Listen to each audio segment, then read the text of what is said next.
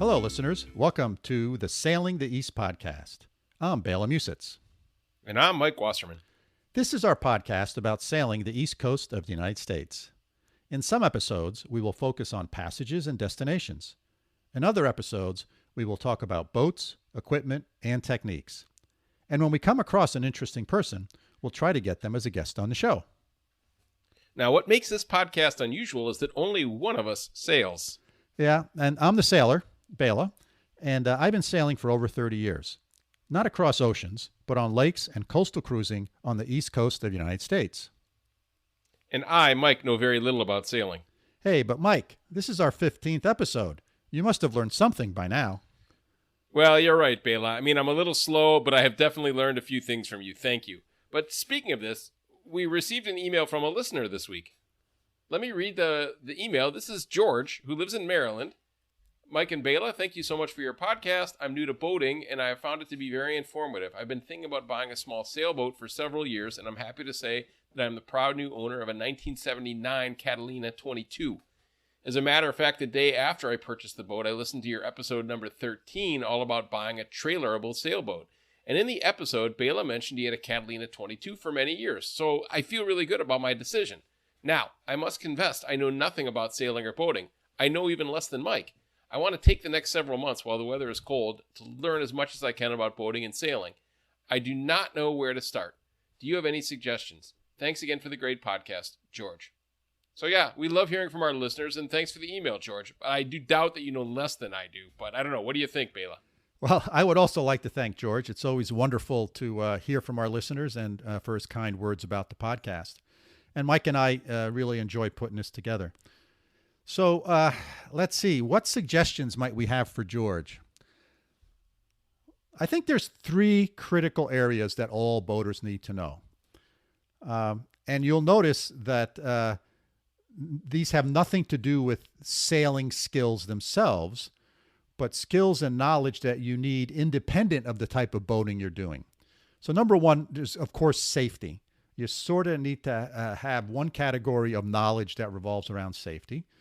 Another one, sort of related to safety, is rules of the road and navigation, right? If you're going to drive a car, you need to know which side of the road to drive on. You need to know how fast you can go. You need to know all sorts of what the signs mean, etc.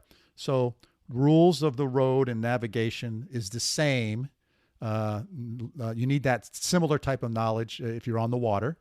And then I think a third important thing is communication, the ability for you to communicate from your boat to others, whether it's because you need help or you see another boat coming towards you and you want to be clear about how you're going to pass each other.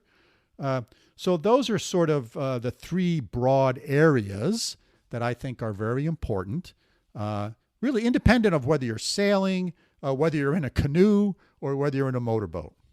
Got it, Bela. So safety, navigation, communication, three biggies. What are some options for learning these three important skills? First, you want to ask yourself, do you learn better in a structured course, like going to a classroom, sitting in a classroom, or maybe taking some structured course online, or by picking up a book, reading the book, watching YouTube videos, etc.? So let me ask you, Mike, how do you like to learn? Well, as you know, Bela, I'm a little bit of a split personality, so I actually like a bit of each. Let's talk first about structured courses. Yeah, okay. So with structured courses, there's several organizations that provide structured courses.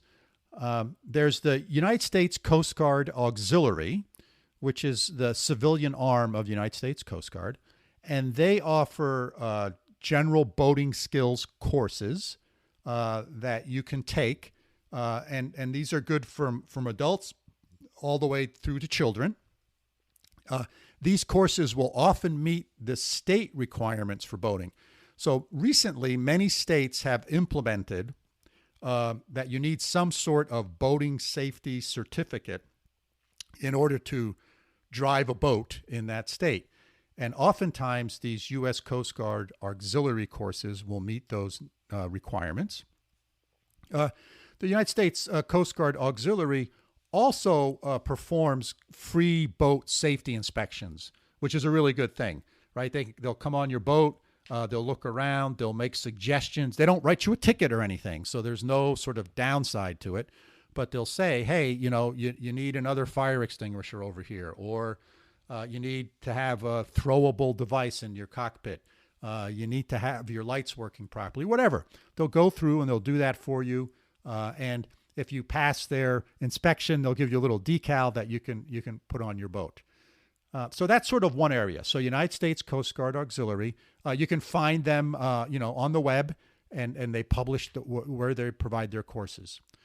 States also, as I said a few seconds ago, also sometimes offer courses.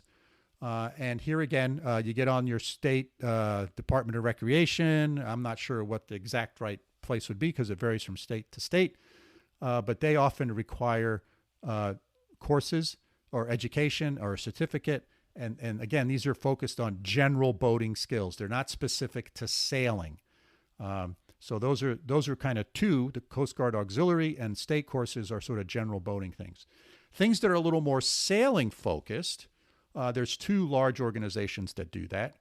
One is the American Sailing Association, which is ASA, in short is the acronym.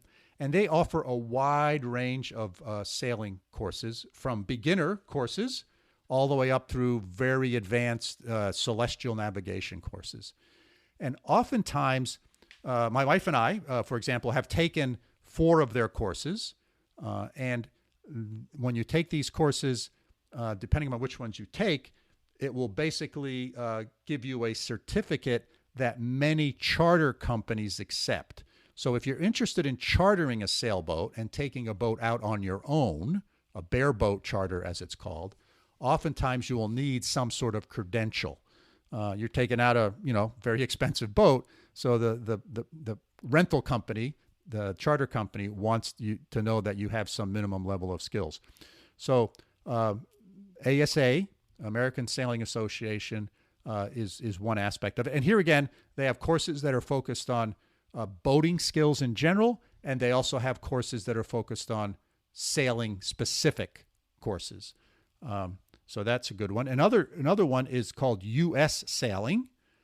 These two organizations are sort of competitors, but U.S. Sailing is much more focused on competition. They're the governing body for sailing competitions in the United States, and they offer, again, a wide range of sailing courses, including windsurfing, for example. So they teach windsurfing. And again, get you a certificate accepted by many charter companies. And these are kind of formal courses that you either go to or you can take them online. So I think those are the main areas. The other place that you can sort of sometimes pick some things up, maybe slightly less formally, is oftentimes some marinas or yacht clubs or sailing clubs will have an instructor who can take you out and give you some skills. So from a structure perspective, I think those are the ones that come to my mind. Cool, Bela. A lot of options. What about unstructured? Any good reference books or things like that? Oh, yeah. Well, so there's one book that every boater has to have on their boat, and it's called Chapman Piloting and Seamanship. It's a foundational book. It's in its 68th edition, so it's been around quite a while, Mike. And Wow. It covers everything from safety, navigation, rules of the road, communications, anchoring, weather. I have that book. I have a copy of that book on our boat, and I often look at it. Right, I'll see a buoy. Most buoys are either red or they're green, and then I'll see some buoy that's like some weird color or weird shape or weird color combination that I haven't seen very often. And I go to Chapman, I look it up. If you're sailing at night, various different boats have different types of lights on them to indicate what type of boat it is. So for example, tugboats pulling something that have something in tow display a certain combination of lights. I don't see enough of those to know what they are, but I have that book out when I see something I don't recognize. So it's a great sort of reference book, got a lot of great knowledge in it. I highly recommend it. as a book. So it's Chapman Piloting and Seamanship, often called Chapman's for short. If you go into any marine store, they'll know about it. Another must-have book is Navigation Rules and Regulations Handbook. This is by United States Coast Guard. It's detailed. I wouldn't. It's not what I would call a beginner's book, but it's a really, really good book that has all of the sort of rules and regulations that are required that you should know, or at least you want to have within reach when you come upon a situation that you don't recognize. There's another interesting book called Boating Skills and Seamanship. This is put out by the United States Coast Guard Auxiliary.